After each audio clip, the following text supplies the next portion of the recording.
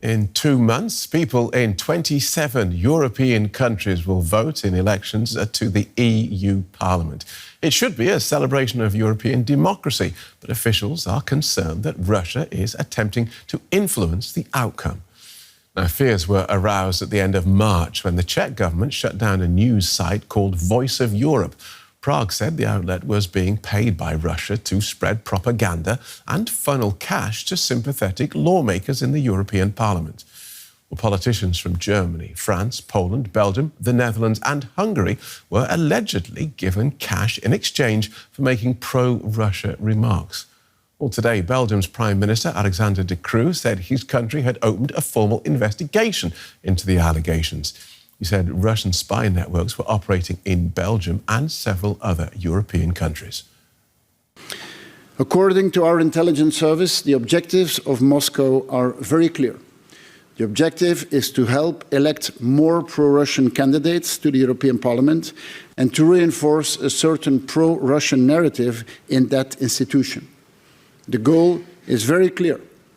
A weakened European support for Ukraine serves Russia on the battlefield. And that is the real aim of what has been uncovered in the last weeks. Ivan Quist is a research fellow at the International Centre for Defence and Security in the Estonian capital, Tallinn. He's an expert in Russian foreign and domestic policy. Well, welcome to the day. I guess we shouldn't be surprised that Russia is seeking to influence European elections.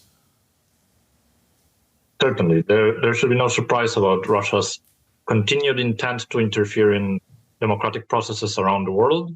Right now, Europe and North America are particularly important targets because the governments in these two regions are giving help to Ukraine, are giving military assistance, financial support, and all kinds of political and diplomatic aid. Europe in particular is important for Russia right now because it is the conduit to aid for Ukraine. So Russia intervening in the politics of Europe is meant to disrupt that supply of aid and thus change the strategic environment where Russia is fighting against Ukraine. To achieve what, though? Because even if they change a couple of votes, that's not going to change the way that the European Union as a bloc, or indeed the United States as a bloc, thinks of Ukraine, is it? Certainly. The point is not so much to have a breaking point, to have a moment where it all breaks down. It's more to continuously put pressure on the societies, continuously undermine the credibility of the authorities in front of the broader population. That's what disinformation does. It's meant to create a skepticism, divide society, exploit the divisions that already exist. And with time, eventually there will be a moment where there's a shift where our will to support Ukraine and our will to defend ourselves and our will to stand up to Russia are undermined. And that's the long-term view that Russia has towards our societies. And we've also seen this happening in the Czech Republic. So should we presume that it's going on elsewhere across Europe as well? Definitely. Every country in Europe is looked at Russia through this lens, through this hostile lens of undermining our institutions, of finding divisions, of disseminating disinformation and promoting their vision of their war of aggression against Ukraine. And this is something that all European countries must look into to see how it affects them and how to cooperate with other partners and allies to precisely defend themselves and to protect themselves against this constant hybrid war. And so the backdrop to this, of course, is European parliamentary elections in June, in which observers are expecting to see an increase in the number of right-wing and pro-Russia candidates and parties. Certainly.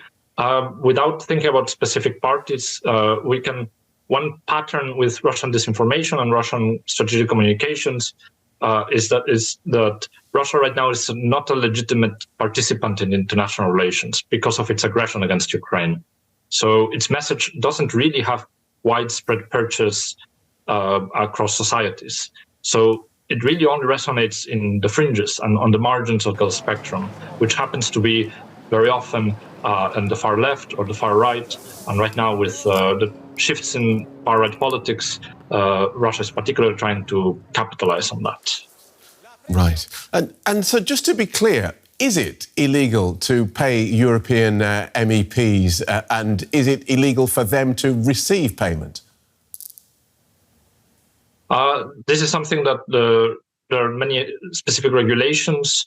I don't want to mislead the audience by saying that it's definitely illegal or legal. There definitely are ethical questions when it comes to accepting payments for disseminating specific messages or not engaging in due diligence when it comes to media appearances, when it comes to associations. So I would start with the ethical question, and the legal element is something to be to review. OK, because, of course, the European Parliament does have form when it comes to corruption. Its former Vice President, Eva Kaili, is currently fighting allegations connected to the so-called Qatargate scandal. Certainly. Russia is kind of a large and very capable hostile power, but there are many other actors that are maybe even without as wide ambitions as Russia when it comes to international relations, but actors that are certainly trying to promote and advance their agendas through this exploiting these similar mechanisms. Because, of course, I mean, I'm glad you raised that. It's not just Russia, and there is, I suppose, there is this tendency to suspect or to see Russia or Putin's hand behind pretty much everything that goes wrong. Oh, is Russia? Did Russia do that? Did Russia cause this election to go this way and that? And if that's in your mind, I suppose to some extent they're winning. That's correct, indeed. With Russia wants to be seen as a great power and as a major player in global politics, and in Europe definitely wants to be seen as that.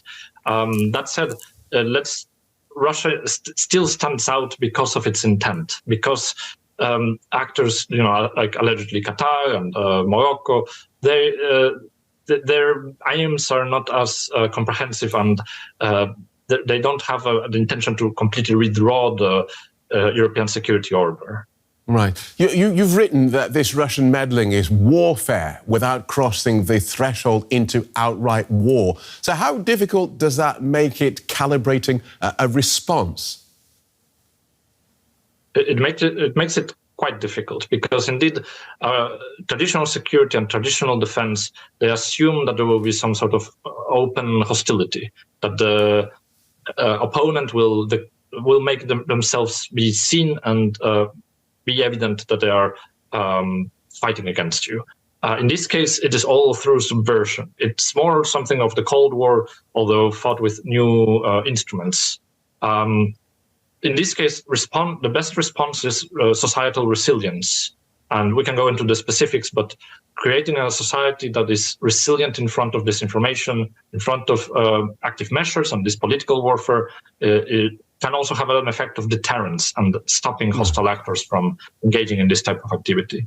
Well, you've given us much to think about. We thank you for that. Ivan Krist from the International Centre for Defence and Security in Tallinn. Thank you so much. Thank you.